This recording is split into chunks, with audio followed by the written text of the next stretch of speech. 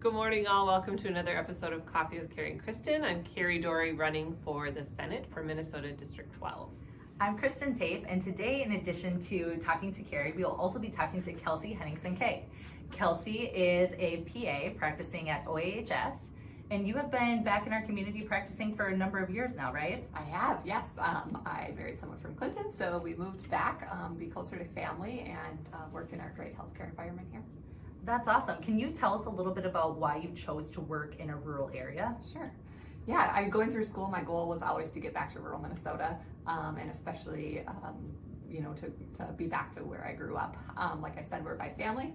Kari's my sister, so it's nice to have aunts and uncles around and grandparents, but also to be part of treating your neighbors and your friends and your people that have been mentors to you growing up, to work with them and to have those people as your patients is just something really special about rural healthcare.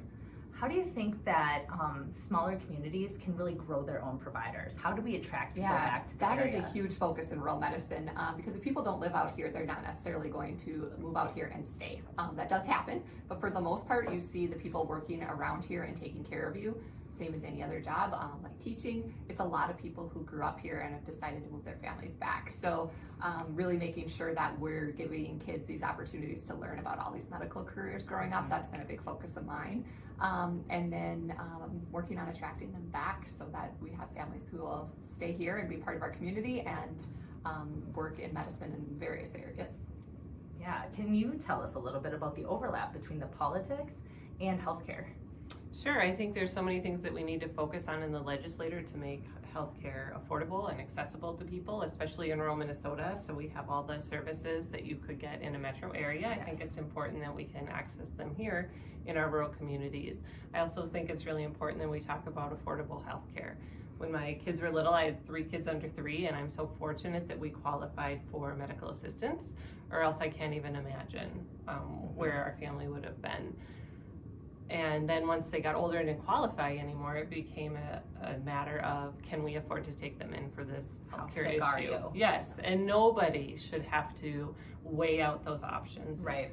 If you're sick enough and how much it's going to cost you. Yeah, it's hard to see how often that happens. It's unfortunately really common. Yeah, I think it's a really interesting tie as well, because as a small community, we certainly want people to follow their dreams. We want them to be entrepreneurs, and we want them to open that Main Street business. And you really don't want them to have to put those dreams on hold because of the cost of healthcare and the cost of being a self-employed person. Exactly. And sometimes that can happen. So that is, you're exactly right, making healthcare affordable so that way it isn't the decision maker. Exactly. All right, so can you tell us a little bit about telehealth in our area? Yeah, so looking throughout Kari's district and in our area, it's rural, and a lot of specialists reside in urban areas. So when COVID hit, telemedicine started getting better covered by insurance. So our patients actually got, in some ways, improved access to healthcare because they could meet those specialists without, having the transportation difficulties, or some people are just not well enough to make that trip. So having those specialist visits covered has been huge for medicine, and just recruiting those people to come here on outreach and having that access that people do in larger areas to things, especially things like mental health care. Exactly. We need to make sure those things continue to be covered. Yeah, most definitely the mental health care side, as well as any sort of specialist visit. It seems like that would be something that you definitely are going to be fighting for. Yes, as your senator, I am certainly going to make rural health care a priority. Well, in order to thank Kelsey for joining us today, we're going to have her participate in some Fast Facts with Kari. So it's Fast Facts with Kari and Kelsey. All right, so the first one is, what is your favorite medical show on TV? Do you remember the show Nurse Jackie? I love that show. Kind of like a dark comedy. I love that show. I do not like watching medical shows. Are the inconsistencies? I think it's throughout the medical community. It's just like you just spend the whole time trying to pull apart why it's not real, and then the people around you do not like watching it. Would you rather have a strep test or a COVID test? Oh, I would go COVID. I hate the choky thing of strep tests. I can swap myself for both, but I would say that's a weird talent. I would say COVID. I think I would go strep. I don't need anything cooking my brain too often. Have you ever had stitches? I have not. I had once on my chin, I remember that sledding accident. sledding accident. All right, and this one is for you. Who is your medical hero? Ooh, there is a very fantastic nurse in our community, Sharon Botker. When I was pregnant with my last child with Archer, he came so quickly. We raced to the hospital, and he was born 2.5 minutes after we walked in the door.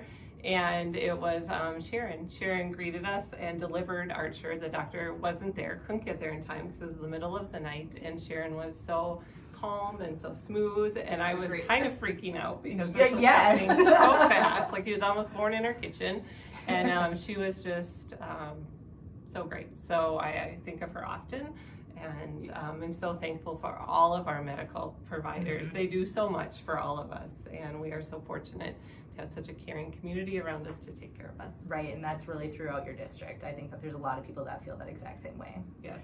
We would love to hear about anybody's experiences or what they value in rural healthcare, as a way to help Kari understand what people care about in our district. So please let us know if you have any of those stories you'd like to share, and otherwise we'll see you in a couple of weeks. Thank you. Thanks.